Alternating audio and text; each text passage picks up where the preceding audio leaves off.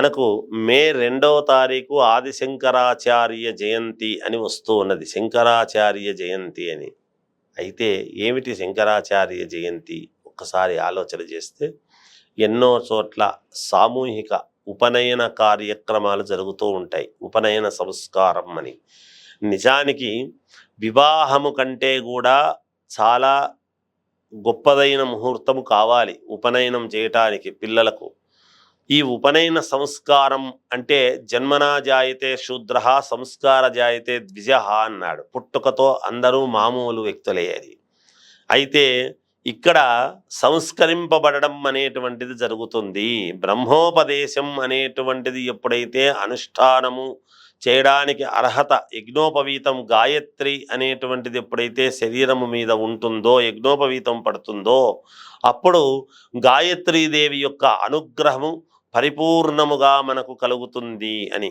గాయత్రిని అనుకోకుండా, గాయత్రి మంత్రము చదవకుండా ఏ మంత్రము చదివినా అది మనకు ఫలించదు.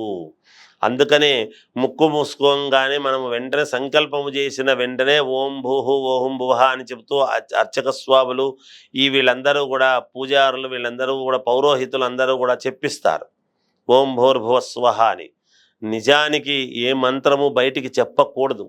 కానీ మంత్రాలు బయటికి చెప్పటము వలన వాటి యొక్క పవిత్రత అనేటువంటిది పోతూ ఉన్నది. అందుకని మనము గాయత్రి మంత్రము గాయత్ర్యా పరం మంత్రం నమాతు పరదైవతం అన్నాడు. తల్లిని మించినటువంటి దైవము లేదు, గాయత్రి మంత్రాన్ని మించినటువంటి మంత్రము లేదు అని. అది నేర్చుకొని మిగతా మంత్రానుష్ఠానమంతా కూడా మన అధీనములో ఉండాలి అని అనుకునేటువంటి వాళ్ళు ఈ ఉపనయన సంస్కారం అనేది జరుగుతుంది.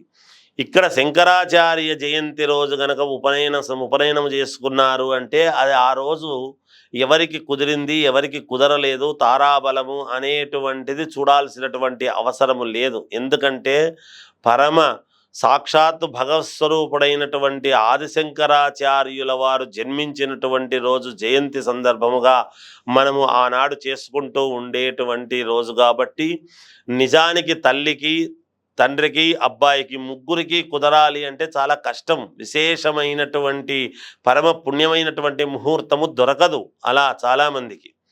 ఆ రోజైతే ఎంతమంది అయినా చేసుకోవచ్చును. సామూహిక ఉపనయన కార్యక్రమాలు ఎంతోమంది ఎన్నో రకాలుగా పెద్దలు చేసేటువంటి మహనీయులు ఉన్నారు, ధార్మికంగా చేస్తున్నారు. పాల్గొని ఆనాడు గనక చేసుకుంటే మేలు జరుగుతుంది. లేదు ఉపనయనము చేసుకోలేని వాళ్ళు, అయిన వాళ్ళు, ఉపనయనం ఇదంతా కూడా అయిన వాళ్ళు, అనుష్ఠానం చేసుకునేటువంటి వాళ్ళు శంకరాచార్యుని స్మరించుకుంటూ గాయత్రీదేవిని ఎంత ఎక్కువగా మనము చేసుకుంటామో వాళ్ళ యొక్క ముఖములో అమ్మవారు తాండవిస్తుంది. గాయత్రీదేవి అనేటువంటిది ఉన్నది. ఖచ్చితముగా మేలు జరుగుతుంది.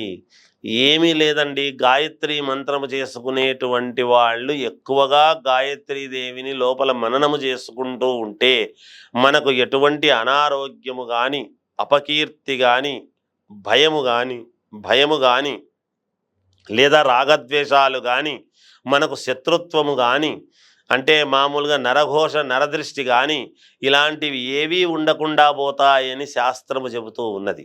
ఒక్క గాయత్రి మంత్రము వలన ఆరోగ్యము, గాయత్రి మంత్రము వలన ఎన్నో రకాల ఉపయోగాలు ఉన్నాయి.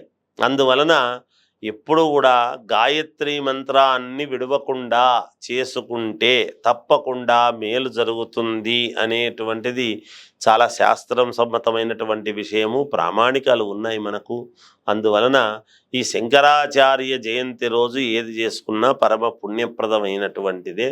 మంచి చేయండి. ఇంకా వివాహము కానటువంటి వాళ్లకు కళ్యాణం ఎన్ని సంబంధాలు చూసినా మాకు కళ్యాణం జరగడం లేదు అని అనుకునేటువంటి వాళ్లకు ఒక్కటి చెప్పవచ్చును. ఏమిటి అంటే వటువులు, ఉపనయనము జరిగినటువంటి వటువులకు ఎవరైతే వస్త్రాలు అవి ఇస్తారో, భిక్షము బియ్యము అనేటువంటిది ఎవరైతే వటువుకు పెడతారో తప్పకుండా శీఘ్రముగా వివాహాలు, కళ్యాణాలు ఖాయమవుతాయి అనేటువంటిది ఉన్నది.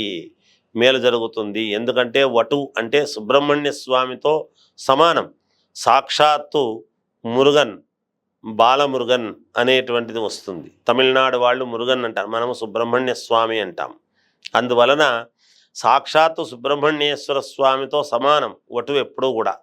అందుకని ఆ వటువుకు గనక మనం వస్త్రాలు షష్ఠి పంచ అవి ఇచ్చామనుకోండి, పంచలవి వస్త్రాలు ఎప్పుడైతే ఇస్తామో ప్యాంటు స్లావులు కాదండి ఇవ్వాల్సింది.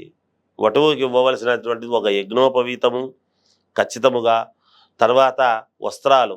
యజ్ఞోపవీతము గనక వస్త్రాల మీద పెట్టి మనం ఎప్పుడైతే ఇస్తామో తప్పకుండా శీఘ్రముగా కళ్యాణం కుదురుతుంది అనేటువంటిది ఉన్నది. ఇది చేసి చూడండి, మీకు తెలుస్తుంది. జయోస్తు.